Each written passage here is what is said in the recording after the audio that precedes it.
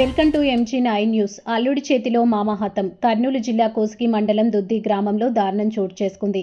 తాగిన మైకంలో పిల్లనిచ్చిన మామనే గొంతు నిలిమి చంపాడు ఒక దుర్మార్గుడు.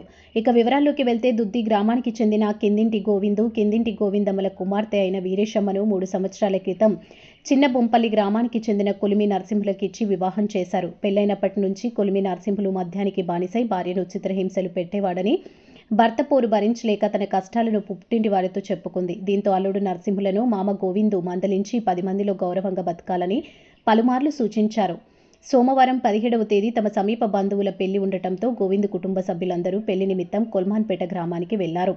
బంధువుల పెళ్లి కోసం వచ్చిన కొలిమి నరసింహులు రాత్రిపూట ఫుల్లుగా మద్యం సేవించి దిద్ది గ్రామంలోని తన అత్తగారింటికి చేరుకుని రాత్రిపూట తన ఊరైన చిన్న బోంపల్లికి వెళ్తానని పట్టుబట్టడంతో మామ గోవిందు మద్యం తాగి రాత్రిపూట వెళ్లడం మంచిది కాదు, పొద్దున్నే వెళ్ళొచ్చు అని అతన్ని వారించాడు. దీంతో కోపగించిన కొలిమి నరసింహులు మామ గోవిందును గొంతు నిలిమి చంపాడు. తన మామ గోవిందు లేవడం లేదంటూ పక్కింటి వారికి తనే సమాచారం అందించాడు. పక్కింటి వారు గోవిందు చనిపోయాడని గ్రహించి పెళ్లికి వెళ్లిన వారిని కుటుంబ సభ్యులకు సమాచారం అందించారు. మృతుని భార్య గోవిందమ్మ ఫిర్యాదు మేరకు కోసిగి పోలీసులు సర్కిల్ ఇన్స్పెక్టర్ BA మంజునాథ ఆధ్వర్యంలో కేసు నమోదు చేసి దర్యాప్తు చేస్తున్నారు. మృతుడు గోవిందుకు భార్య, 3 కుమార్తెలు, 1 కుమారుడు సంతానం గలరు. MG9 టీవీ న్యూస్ ఛానల్తో కోసిగి రిపోర్టర్ సతీష్.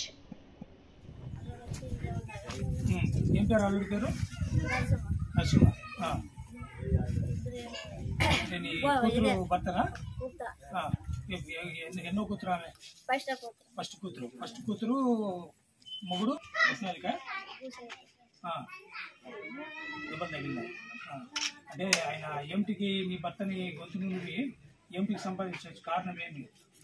చేస్తుందంటే ఇప్పుడు తాగి ఇప్పుడు మా అక్కాన్ని కొట్టేస్తాడని మనం ఇస్తుండదు, అదే ఇస్తుండదు. ఇంకా అదే దానికి ఏం చేస్తాడు, ఇంకా ఊర్లోనే అయితే కాకరకాయ లేపినాడు, ఇంకా అంతా చేశాడు, సిగరెట్లు పెట్టినాడు, పక్కన అంతా పెట్టినాడు. ఇంకేం చేశాడు, ఇంకా వద్దు అని చెప్పి తెలియదు.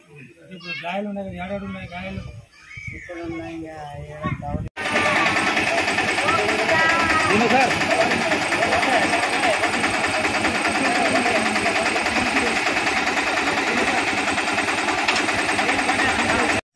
కోసిగి మండలము దుద్ది గ్రామంలో గోవిందయ్య అనే వ్యక్తి ఇక్కడ అనుమానాస్పదంగా నిన్న రాత్రి మరణించాడని చెప్పి సమాచారం తెలిసింది.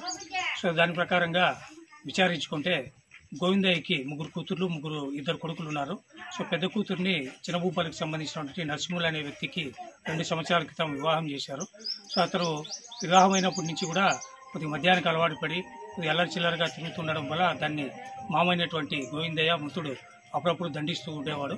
సో వీళ్ళందరూ కూడా కోల్మాన్పేటలో వీరి యొక్క సమీప బంధువుల యొక్క మ్యారేజ్ ఉండడం వల్ల అందరూ కూడా ఇక్కడ దుద్ది గ్రామానికి వచ్చి కోల్మాన్పేటకి అందరూ పోయినారు. సో పోయినప్పుడు నిన్న అనగా 17వ తారీఖు రాత్రి మామ అల్లుడు, సో చనిపోయినటువంటి మృతుడైనటువంటి గోవిందయ్య మరియు అల్లుడైనటువంటి నరసింహులు ఇద్దరు మద్యం సేవిస్తూ నిన్న రాత్రి 9 గంటలప్పుడు చుట్టుపక్కల ఉన్నటువంటి వాళ్ళ బంధువులతో కనిపించినారు. ఆ తర్వాత ఈ ఎవరైతే ఉన్నాడో ఈ నరసింహులు వచ్చేసి వాళ్ళ బంధువులకి ఇట్లా ఉలుకు పలుకు లేకోకుండా పడి మామ చనిపోయి ఉన్నట్టుగా నాకు అనుమానం ఉంది అని చెప్పడంతో బంధువులు వచ్చి అంతా కూడా చూస్తే అతను ఎటువంటి స్పృహ లేకోకుండా పడి